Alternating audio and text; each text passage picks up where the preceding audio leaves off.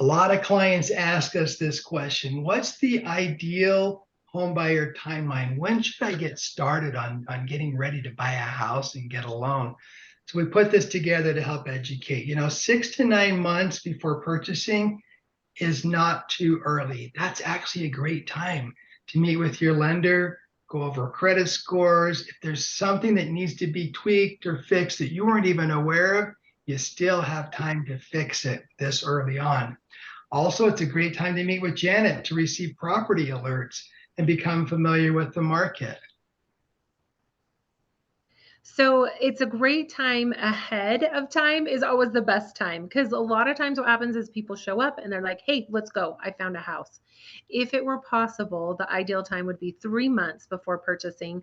That way you can get your application in and submitted. That live underwritten pre-approval changes everything, because it means we have a green light. We are golden. It helps me so much in negotiation for me to be able to say, hey, this buyer has an underwritten approval. Therefore, you don't have to be concerned that we're going to have missing documentation or that something's going to change once an underwriter reviews a piece of the puzzle. So it's really nice, because then we also know our numbers. We can start looking at homes and with confidence, like we're in looking at a house, and the client can be like, oh, if we go this much, how much will the payment be? That is why you want to do that. Slower process is easier. The 3 months ahead of time, having that pre-written, underwritten approval. And if worst case scenario, we have to rush, we can definitely rush, but ideally it's a great time, and it gives you time to declutter and get rid of items that you don't want to take with you to the new house as well.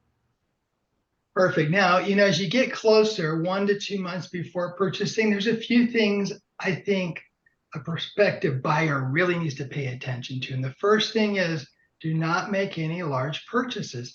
This is not the right time to buy a new car unless you have to. You can put that off for a month or two so that we don't have to deal with that new debt in your debt to income ratios. Do not apply for any new credit. Anytime someone's checking your credit, and if you go and get a new credit card, that's going to hurt your credit score, and it could affect your loan. So no new credit. Do not move money around. Underwriters love to see money sitting, if at all possible, in the same account for 60 days. So don't shuffle money around. Just let it sit. Even if you can get an extra percent more at some other little account, don't worry about it. You don't want it to complicate your life and your loan process. Do not buy any new furniture or appliances. I can tell you stories that your grandmother would roll over in her grave if she knew that of the people who went out and they just couldn't help themselves at RC Willey or Ashley Furniture, and they bought a few $1,000s worth of furniture, and it totally killed their loan because now they couldn't qualify for the house. Do not do that. And of course, do not change jobs, because that can really affect things at the last minute.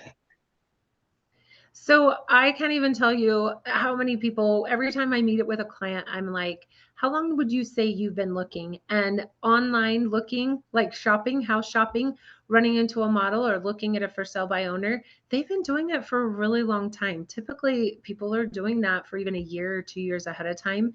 Best case scenario, you really want to take me with you, even if you're not fully ready to a model home or for sell by owner, so that I can help you get the very best negotiation. People forget how important it is to have that representation to get their interests met in the negotiation and have that professional confirmation that they're getting the right price and the right negotiation. So they always want to take me with them, regardless if they're 100% ready or not. Completely agree. And the last point here is just ask questions. Don't be afraid to ask questions. Don't assume anything. Sometimes a quick call can save you a lot of hassle, a lot of time, and a lot of money. And it does. It happens that every once in a while, the client will make a decision on their own without consulting us. And then they'll look back and say, oh, I wish I hadn't done that. If I had just called you, I could have talked that through and you could have given me the right guidance. So don't ever be afraid of asking questions. That's what we're all here for, is to help answer those questions and guide you through the smoothest process we can possibly create for you. And always, like Scott said, honestly, I've had so many people say, well, I just didn't want to bother you, or I didn't want to take up your time if I wasn't ready. Oh my gosh, that's what we're here for. Lean into us, use our expertise. Neither of us are going to feel put off or offended if you're not ready when you might have been ready. We are perfect to help you muddle through all of the misinformation in the market right now. So if you or someone you know is trying to figure out if now is a good time to buy, give us a call, ask us your questions. We'll give you professional, solid advice to help you make a solid decision. So thanks, Scott. Perfect. Thank you.